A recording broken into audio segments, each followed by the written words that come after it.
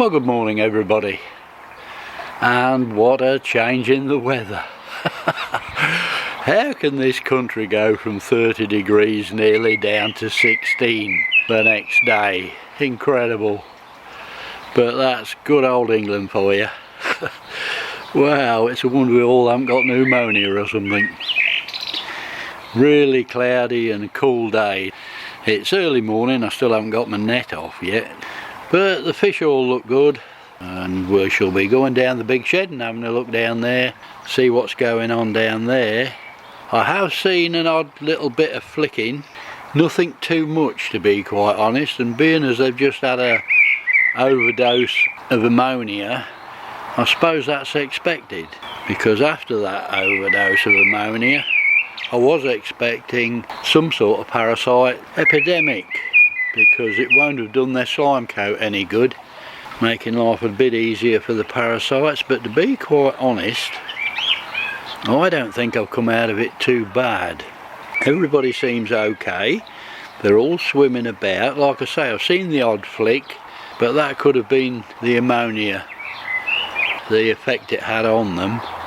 So I'm not doing anything at the moment.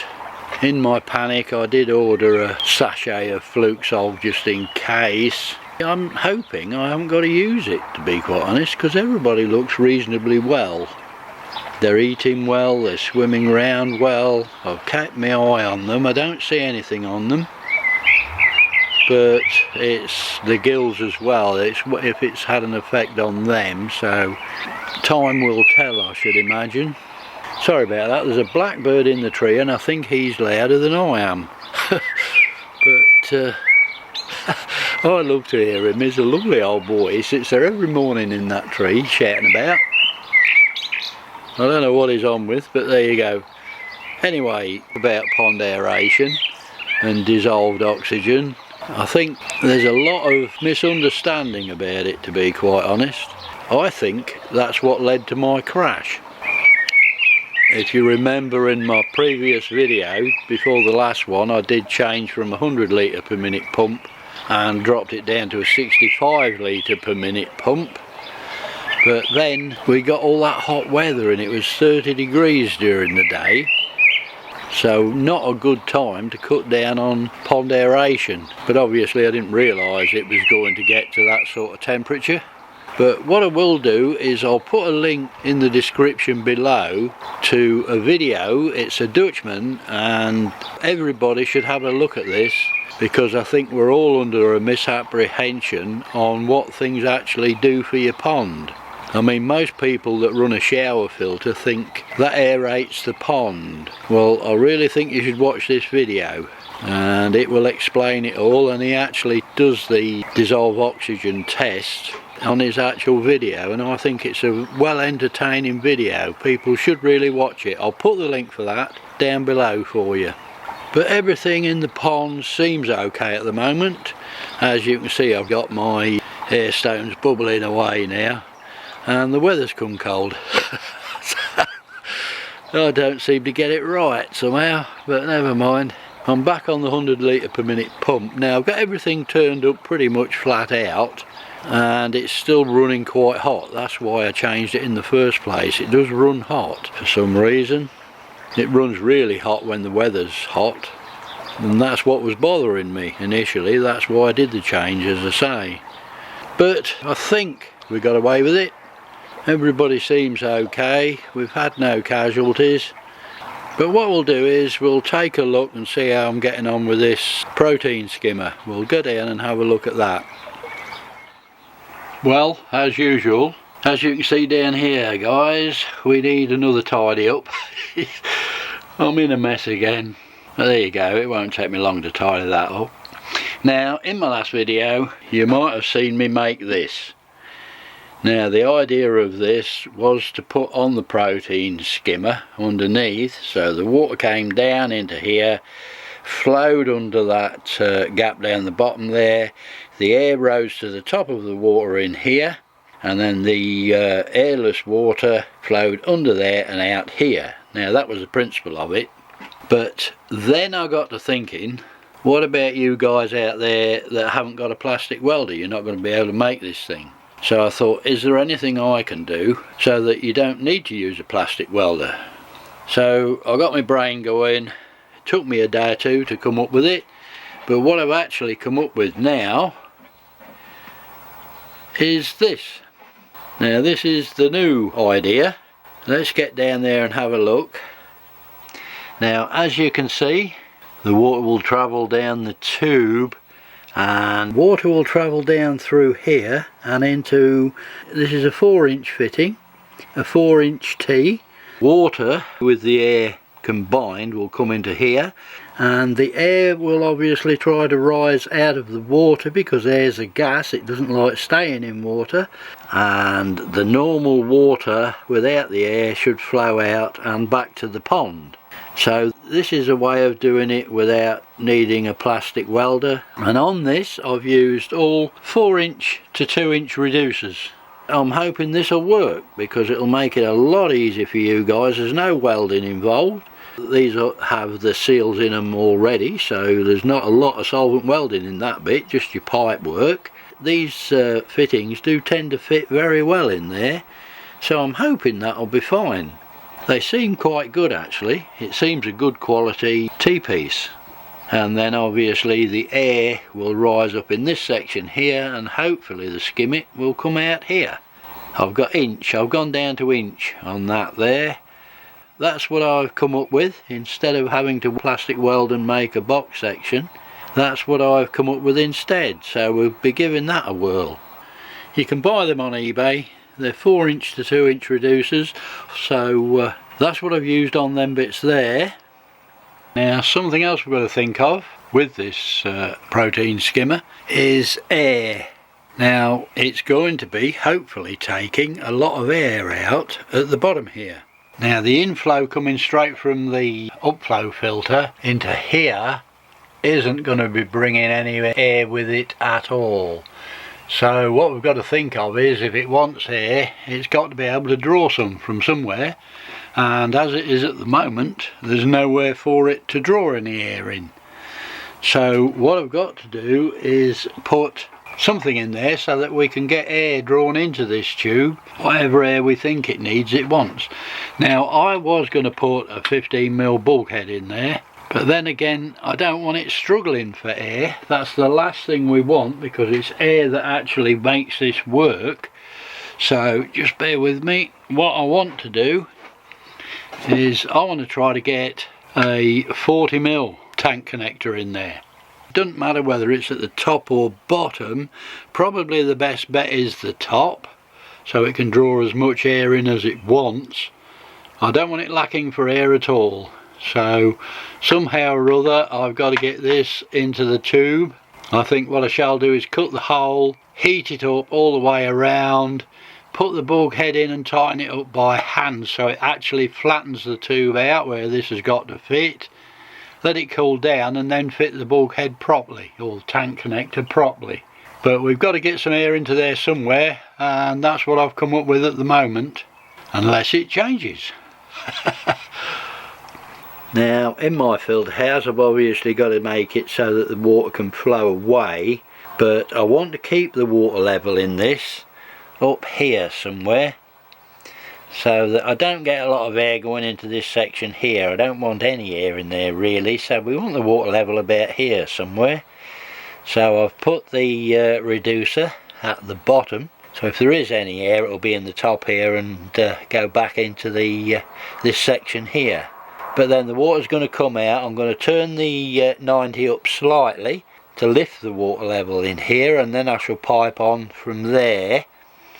Now in my filter house I was going to take it through the side of the wall and join the return 3-inch pipe outside, but I'm hoping I can get a T that will fit on the outlet from the moving bed.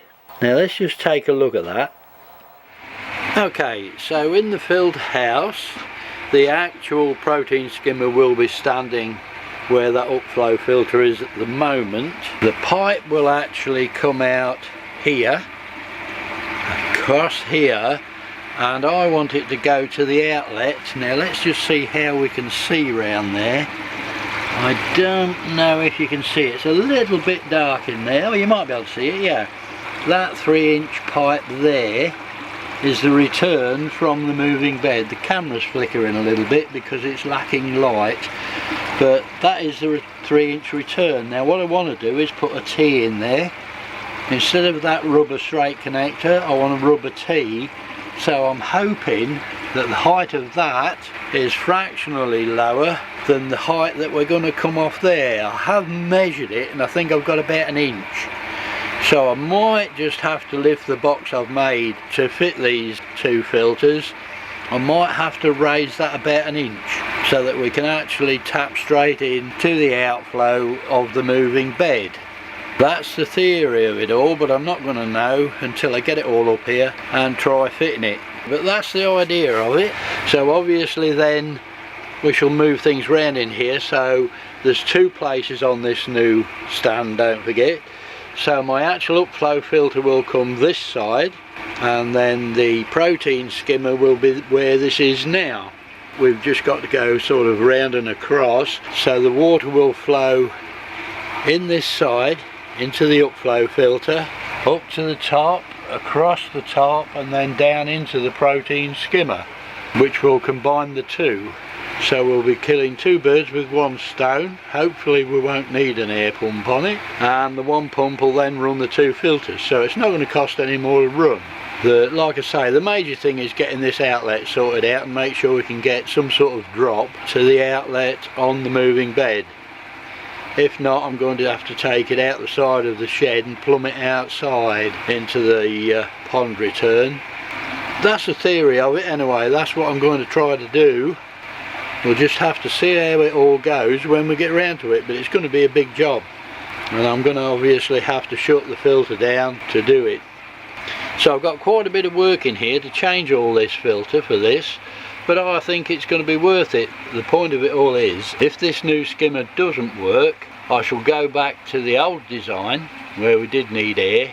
That first protein skimmer I built did work really well, so I can always go back to that design, just get another piece of tube and redesign it. That'll keep me busy for a while.